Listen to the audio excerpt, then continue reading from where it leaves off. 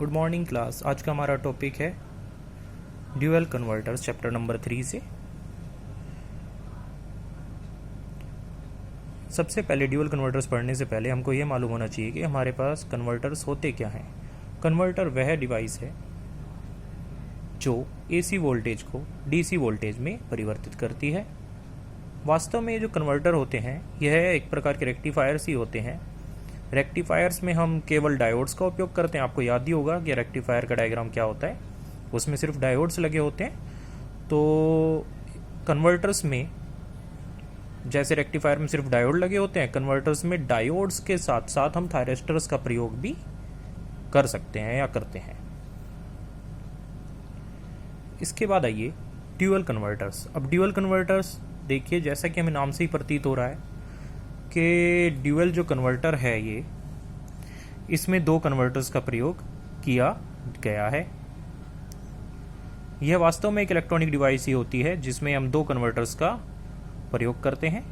एक परफॉर्म करता है रेक्टिफायर की तरह, जबकि दूसरा परफॉर्म करता है इन्वर्टर की तरह। इस तरह से हम ये भी कह सकते हैं कि इसके अंदर ड्यूअल प्रोसेसिंग होती है।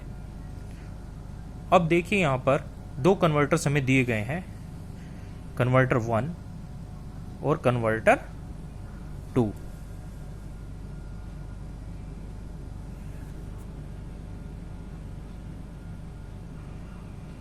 कन्वर्टर 1 और कन्वर्टर 2।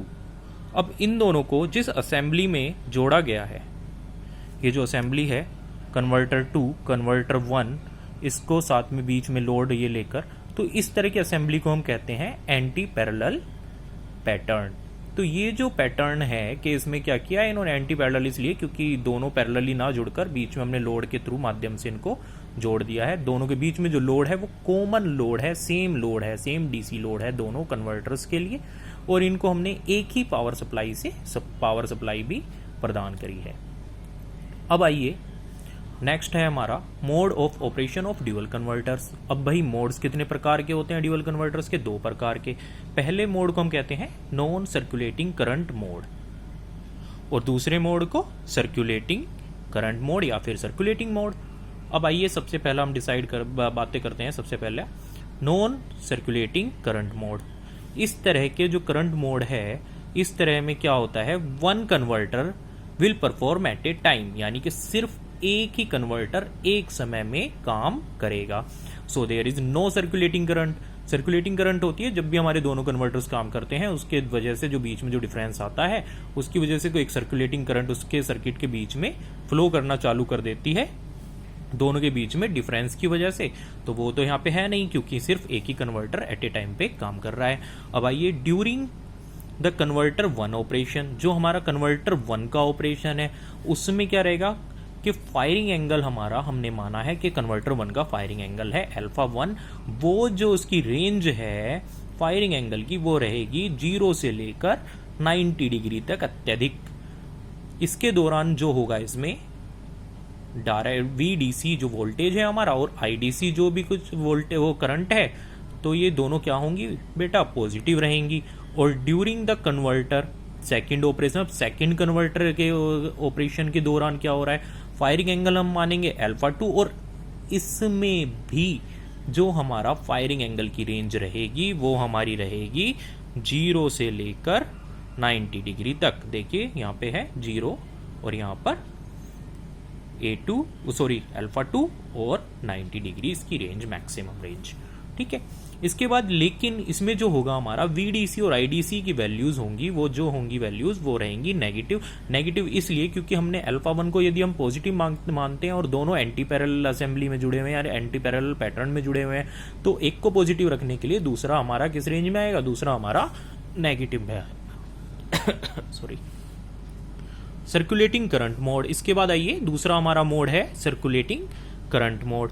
अब सर्कुलेटिंग करंट मोड में दोनों जो हमारे कन्वर्टर्स हैं वो ऑन कंडीशन में रहेंगे सेम टाइम पे, तो इसके अंदर क्या होगी, एक सर्कुलेटिंग करंट प्रेजेंट रहेगी। सर्कुलेटिंग करंट क्या होता है, वैसे तो दोनों के हमारा जो भी कुछ है इनकी प्रॉपर्टीज़ और इनकी जो हमने रेंज ली है वो सेम ली है, दोनों सेम टाइप के कन्वर्टर्स हैं, दोनों बिल्कुल सेम है, लेकिन एट द इंस्टेंट वैल्यूज़ की यदि जब हम बात करते हैं तो दोनों के बीच में करंट की और वोल्टेज की वैल्यूज़ में कहीं पे डिफरेंस आता है, और उन्हीं करंट की और वोल्टेज की वैल्यूज़ के डिफरेंस के कारण हमारी एक सर्कुलेटिंग करंट इस सर्किट के अंदर प्रोड्यूस हो जाती है, और वो सर्कुलेटिंग करंट सर्कुलेट करती है उसके अंदर, और क्या होता है कि इसकी वजह से ही ये सर्कुलेटिंग करंट यहाँ पर प्रेजेंट रहेगी सर्किट में।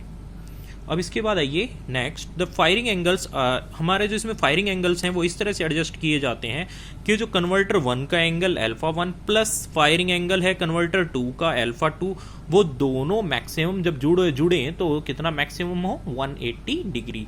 तो ये 180 डिग्री से मैक्सिमम कभी नहीं होने चाहिए। इसके बाद आइए converter 1 perform as a control rectifier. अब इसमें क्या होता है कि एक तो हमने पहली बात करी थी, एक रेक्टिफायर की तरह यूज़ होता है, दूसरा इन्वर्टर की तरह यूज़ होता है। अब इसमें जब हम पहला लेंगे कि कन्वर्टर 1 हम परफॉर्म कर रहे हैं कैसे, एज ए रेक्टिफायर की तरह कन्वर्टर 1 को हमने यूज़ किया, और दूसरे को हमने यूज़ किया एज ए इन्वर्टर, कन्वर्टर 2 को हम यूज़ कर रहे हैं एज ए इन्वर्टर। तो इनके एंगल्स कितने होंगे। अब जब हमारी बात आए कि रेक्टिफायर की कन्वर्टर 1 हम यूज़ कर रहे हैं रेक्टिफायर की तरह, तो एंगल होगा भाई अल्फा 1 का जो एंगल होगा वो मिनिमम होगा 0 और मैक्सिमम कितना जाएगा 90 डिग्री, मिनिमम 0 से लेकर 90 डिग्री। और कन्वर्टर 2 हमारा परफॉर्म कर रहा था एज ए इन्वर्टर, तो इसका फायरिंग एंगल कितना होगा 90 डिग्री से लेकर 180 डिग्री तक। इन दिस कंडीशन, इस कंडीशन में VDC और IDC हमारी क्या होंगी, पॉजिटिव होंगी। अब आइए सेकंड में बात करते हैं हम। कन्वर्टर 1 परफॉर्म करेगा एज ए इन्वर्टर, तो भाई उसका जो एंगल होगा वो कितना हो जाएगा 90 डिग्री से 180 डिग्री, क्योंकि जो हमारा एंगल होता है इन्वर्टर का वो कहाँ से कहाँ तक वेरी करता है 90 डिग्री से 180 डिग्री तक। और इसके बाद आइए आप कन्वर्टर 2, जब हम मान रहे हैं कि कन्वर्टर 2 परफॉर्म करेगा किससे, एज ए रेक्टिफायर, तो इसका फायरिंग एंगल कितना हो जाएगा, जैसे हमें पता ही है 0 से लेकर 90 डिग्री तक। इन दिस कंडीशन VDC और IDC क्या होंगी, नेगेटिव होंगी, क्योंकि तो हम उसको जो हमने डायरेक्शंस मानी है उनको हम अपोजिट डायरेक्शन में यूज़ कर रहे हैं, उसकी वैल्यूज़ ले रहे हैं, इसलिए क्या होगा VDC और IDC नेगेटिव होगा। थैंक यू क्लास, आज के लिए इतना ही।